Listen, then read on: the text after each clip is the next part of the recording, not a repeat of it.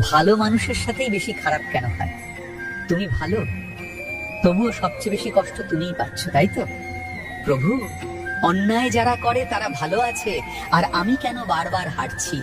সেই রাতে স্বপ্নে ভগবান বললেন, আজ তোমাকে তোমার কষ্টের কারণ দেখাবো। দেখলেন একটি লোহা আগুনে পুড়ছে, হাতুড়ির আঘাত খাচ্ছে। ভগবান বললেন, এটা শাস্তি নয়, তোমাকে অস্ত্র বানানো হচ্ছে। শেষে বলল, প্রভু তাহলে কষ্ট কি শেষ হবে না? ভগবান বললেন, শেষ হবে, কিন্তু তার আগে তোমাকে যোগ্য হতে হবে। তারপর তিনি তাকে নিয়ে গেলেন এক কুমারের কাছে। মাটিকে আঘাত করা হচ্ছে, চেপে ধরা হচ্ছে, আগুনে পোড়ানো হচ্ছে। লোকটা কেঁদে বলল, এত কষ্ট কেন?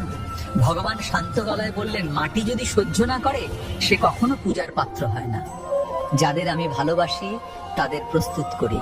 তুমি আঘাত দেখো, আমি ভবিষ্যৎ দেখি। লোকটার চোখ দিয়ে জল পড়তে লাগলো। সে বুঝতে শুরু করলো।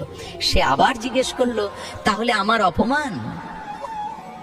ভগবান বললেন, অপমান মানুষ দেয়, সম্মান আমি দিই। সময় হলেই সবাই দেখবে।